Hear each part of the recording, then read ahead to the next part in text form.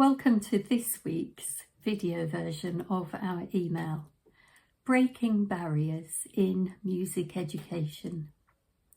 Last week we touched on the National Plan for Music Education, which was written in 2022, and its vision for a more inclusive and accessible music curriculum. This week, I'd like to delve into some of the barriers that research has revealed are still embedded in our music education system, barriers that need to be addressed to turn aspirations into reality. A 2023 study by hinder explored the experiences of the global majority musicians and students in UK schools. The findings were stark.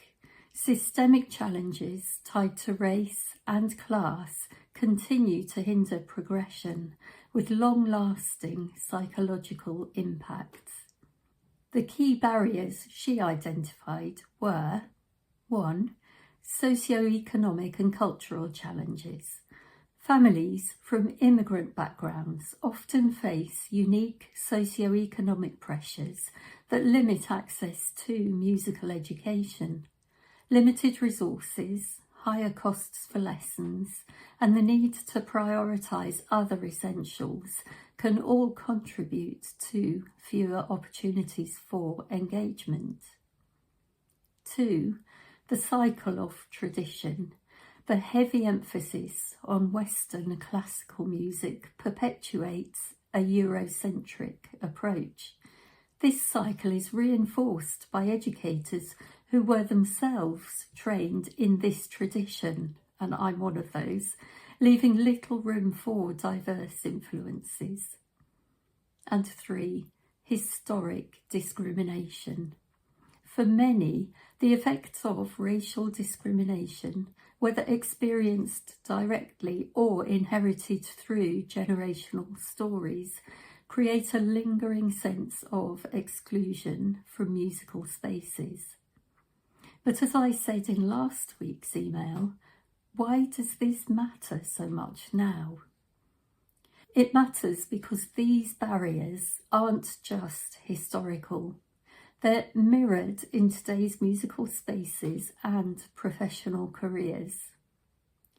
Hinder's research highlights how lack of representation and inequity in teaching practices contribute to a sense of "there's no space for me" among global majority students. At the same time, the government's Curriculum and Assessment Review consultative process, which closed this week, provides an opportunity for change.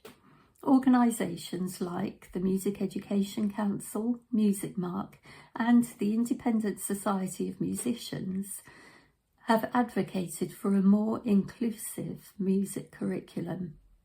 It's been a pivotal moment for all of us in the sector to consider what matters most for our learners.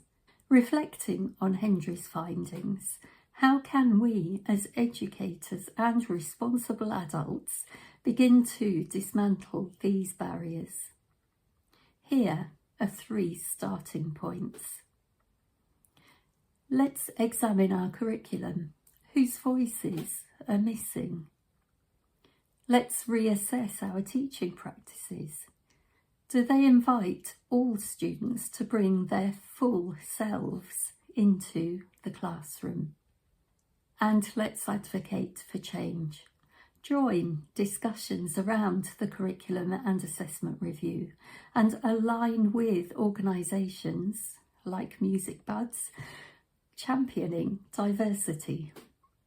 Together, we can turn these barriers into bridges, shaping a music education system where every student feels they belong, particularly for our young learners in the early stages of learning and socialising. What's one step you could take this week to create more inclusivity in your teaching? Here's to creating some new directions for our musical footprints, Thanks for watching and see you again next week.